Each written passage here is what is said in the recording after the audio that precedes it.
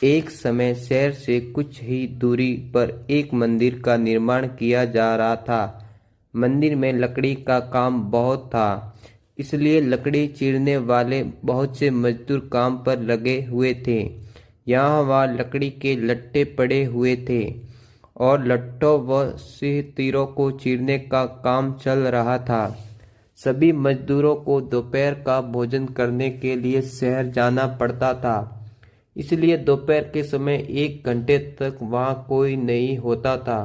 एक दिन खाने का समय हुआ तो सारे मजदूर काम छोड़कर चले गए। एक लट्ठा आधा चीरा रह गया था। आधे चीरे लट्ठे में मजदूर लकड़ी का कीला फंसाकर चले गए। ऐसा करने से दोबारा आरे चलाने में आसानी रहती है। तभी वहां बंदरों का एक दल उछलता कूदता आया।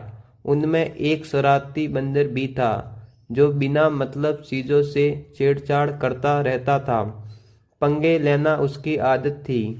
बंदरों के सरदार ने सबको वहां पड़ी चीजों से छेड़छाड़ न करने का आदेश दिया। सारे बंदर पेड़ों की ओर चले गए, पर वह शैतान बंदर सबकी नजर बचाकर पीछे रह गया और अंडेगेबाजी करने लगा। उसकी नजर अधचीरे लट्ठे पर पड़ी।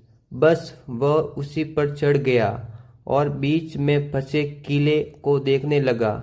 फिर उसने पास पड़ी आरे को देखा।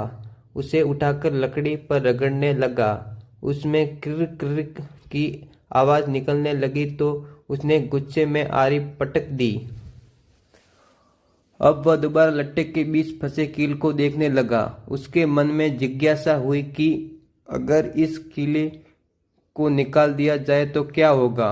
वह कीले को पकड़कर उसे बाहर निकालने के लिए जोर लगाने लगा। कीला बहुत मजबूती से फंसा हुआ था, क्योंकि लट्ठे के दोनों भाग उसे दबाकर पकड़े हुए थे। बंदर ने खूब जोर लगाया।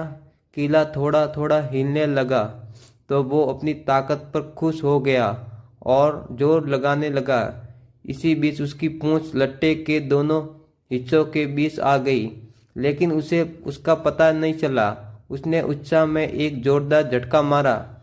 जैसे ही कीला बाहर निकला, लट्ठे के दोनों हिस्से फटाक से जुड़ गए और बीच में बंदर की पूंछ फंस गई। बंदर जोर से चिल्लाने लगा। तभी मजदूर वापस लौट आए। उन्हें देखकर बंदर भागने लगा, लेकिन उसकी पूंछ वही फंसी रही और टूट गई। वह दर्द से चीखता हुआ टूटी पूंछ लेकर भाग गया। शिक्षा: बिना